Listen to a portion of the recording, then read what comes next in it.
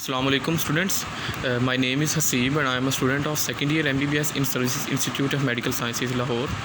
आज की वीडियो बनाने का मकसद आपको MD-CAT के हवाले से गाइड करना है और मैं पूरी एक सीरीज़ ऑफ वीडियो शुरू कर रहा हूँ जिसके अंदर बायोलॉजी, केमिस्ट्री और फिज़िक्स और इंग्लिश, इसके अलावा कैलकुलेशंस के लिए भी आपको प्रॉपर गाइड किया जाएगा। सबसे पहली जो चीज़ हमें देखनी है वो है अरेंजमेंट, यानी आपने किस सीक्वेंस में पेपर को अटैम्प्ट करना है। आमतौर पे जो डिफ़िकल्टी सीक्वेंस होता है पेपर का वो होता है biology, English, chemistry and then physics.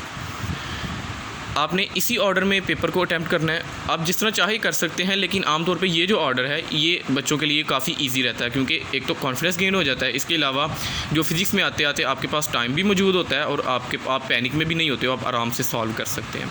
ठीक है, नेक्स्ट चीज़ जो है वो ये है कि आमतौर पे जो एक्सपर्ट जो हैं वो पेपर्स को 4 राउंड्स में डिवाइड करते हैं। जो राउंड 1 होता है उसके अंदर आपने वो क्वेश्चंस अटैम्प्ट करने हैं जिसका अंदर आपको 100% श्योर है कि इसका आंसर यही है और ये मैं सही मार्क कर रहा हूँ। ठीक है, आपने गेस नहीं करना, आपने कैलकुलेशंस की तरफ नहीं जाना, इसमें आपने 100% श्योर की तरफ जाना है। इसमें जो राउंड 2 है, राउंड 2 के अंदर आमतौर पर राउंड 1 जो है ये स्टूडेंट्स आधे घंटे में भी कर लेते हैं, 40 मिनट्स में भी कर लेते हैं।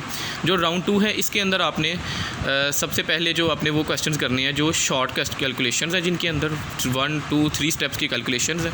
उसके अलावा वो क्वेश्चंस जिनके लिए आपको रिकॉल करना पड़े अपनी मेमोरी से मुख्तलिफ चीज़ों को, ठीक है, और थोड़ा सोचना पड़ जाए। राउंड 3 के अंदर आपने वो क्वेश्चंस करने हैं जो कि आपके लिए लॉन्ग कैलकुलेशंस हैं, ठीक है, ज़्यादा स्टेप्स वाली हैं, फार्मूला नया बनाना, उसको अंदर वैल्यूज़ पुट करना, इस तरह से कोई भी कैलकुलेशन है, कोई ऐसा क्वेश्चन जो आपसे नहीं हो रहा था पहले और आपने उसको इस राउंड में करना है। ठीक है, और उसके अलावा इसके अंदर आपने जो एजुकेटेड गेस होता है, हम कहते हैं जी एजुकेटेड गेस करना है, वो आपने इस राउंड के अंदर करना है। जो राउंड 4 है इसके अंदर आपने वो क्वेश्चंस करने हैं जो कि आपको इन तीनों राउंड से ऑफ कोर्स नहीं हो सके और उनका आपको बिल्कुल भी आइडिया नहीं है कि इन क्वेश्चन का क्या आंसर होगा, इनको किस तरह से सॉल्व करना है। इस राउंड के अंदर आपने जो क्वेश्चन हैं जिनका आपको नहीं आता उनको आपने हर तरह से सॉल्व करने की कोशिश करनी है। अगर सॉल्व हो जाए तो वेल एंड गुड, अगर नहीं सॉल्व होता तो फिर आपने एक एजुकेटेड सा गेस करना है, ठीक है, सोच समझ के, और रैंडम नहीं करना। रैंडम गेस करने से अवॉइड करें, एजुकेटेड सा गेस करना है आपने।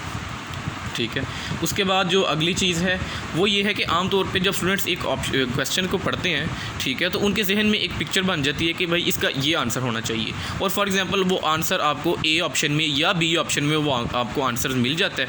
तो आम तौर पे स्टूडेंट्स इस तरह करते हैं कि ए ऑप्शन को आंसर देख लेते हैं और बी, सी और डी की तरफ जाने की बजाय डायरेक्ट ए को मार्क कर देते हैं। इस तरह से आपने नहीं करना, आपने चारों ऑप्शन को ए, बी, सी और डी, आपने चारों ऑप्शन को पढ़ना है। चाहे आपको आंसर ए में मिल जाए, चाहे आपको आंसर बी में मिल जाए, लेकिन आपने आंसर्स को सी और डी में भी तलाश करना है, क्योंकि जो क्वेश्चन जब आप पहला जो बात की गई होती है वो ये होती है कि आपने बेस्ट ऑप्शन सेलेक्ट करनी है। तो कई दफ़ा ऐसा भी होता है कि बेस्ट ऑप्शन ए की बजाय सी हो सकती है या डी भी हो सकती है, या आपको कोई एक डिफरेंट तरीके से सोचने का मौका मिल सकता है सी और डी देखने के बाद। इसलिए आपने एक ही बार में क्वेश्चन को अटैम्प्ट करने के लिए जल्दी में नहीं करना। ठीक है, इसके अलावा आपने जो कीवर्ड्स हैं, कीवर्ड्स का ख़ास ध्यान रखना है। कुछ क्वेश्चंस होते हैं जिनके अंदर कीवर्ड्स मौजूद होते हैं और वो बिल्कुल ही क्वेश्चन की जो सिनेरियो है उसको चेंज कर देते हैं।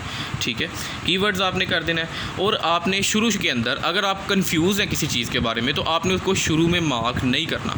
आपने थोड़ा सा भी आपको कन्फ्यूजन है ना तो आपने मार्क नहीं करना, आपने बाद में आ जाना। ये होता है बाज़ औक़ात के पहले जब आप शुरू कर रहे होते हैं तो उस वक्त आप पैनिक की सिचुएशन में होते हैं, तो उस वक्त स्टूडेंट्स जो है ना वो उस वक्त नहीं उस तरह से अटैम्प्ट कर पाते। तो अब जब दूसरी दफ़ा आते हैं या जब आप तीसरी दफ़ा आते हैं उस वक्त आप बेहतर तरीके से अटैम्प्ट कर पाते हैं। बबल फिलिंग का ख़ास ख्याल रखें। ये तो वो चीज़ें हैं जो आमतौर पे स्टूडेंट्स को ऑलरेडी पता होती हैं कि बबल फिलिंग का ख्याल रखना चाहिए, ऑर्डर का ख़ास तौर पे ख्याल रखना चाहिए, और आपने जेल पेन, बॉल पॉइंट की जेल पेन और मार्कर या फाउंटेन पेन की बजाय आपने सिर्फ़ और सिर्फ बॉल पॉइंट का इस्तेमाल करना है। ठीक है, अब नेक्स्ट वीडियो में मैं आपको बायोलॉजी, केमिस्ट्री, फिज़िक्स और इंग्लिश के लिए अलहदा से गाइड करता हूँ। Thank you very much. अल्लाह ताला आपका हामी नासिर हो।